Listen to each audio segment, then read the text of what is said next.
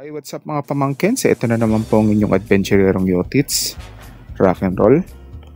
So, next up, para sa ating DXF, the Grand Line Series or GLS, Egghead Island Arc, Unboxing Series.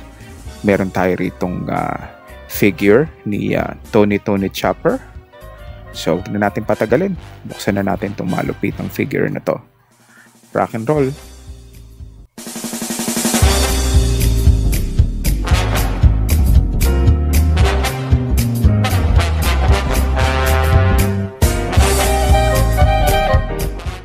Alright. So parang ano to two figures tong ano na to. Volume na to. So yung parang sa yung kay Luffy. So hindi na tayo kumuha kasi meron na tayong figure ni Luffy before. And then gaya nung figure ni Luffy before, naka clamshell. Ayan. Para sa akin, which is a good thing. Ganda.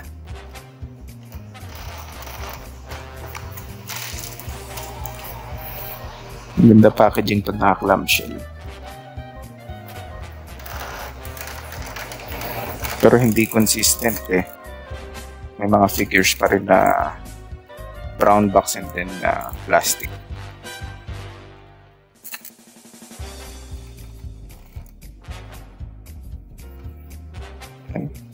Siyempre, authenticity check. Ayan.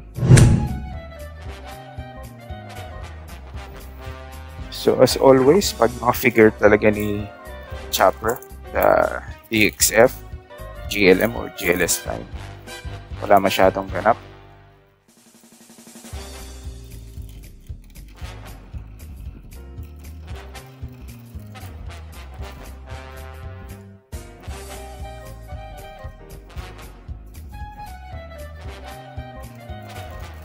Balik na natin ito sa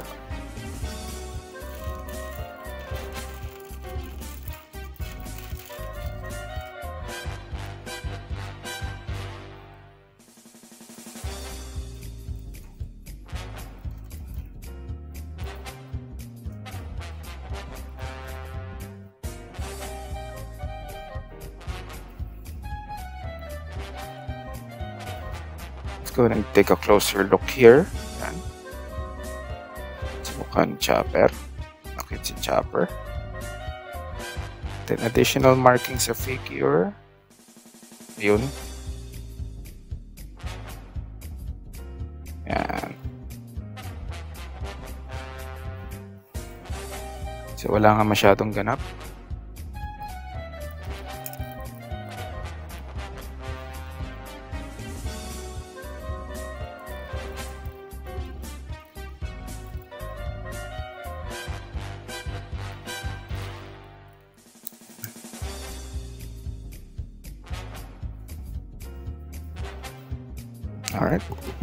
Alright, so let's go ahead and take a closer look here.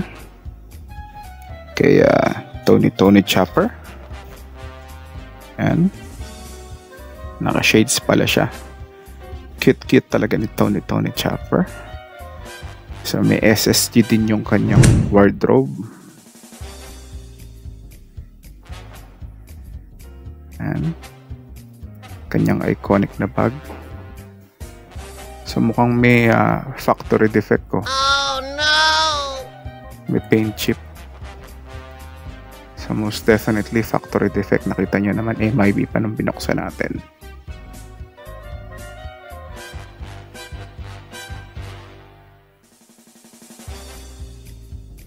And details ng kanyang po. And alright.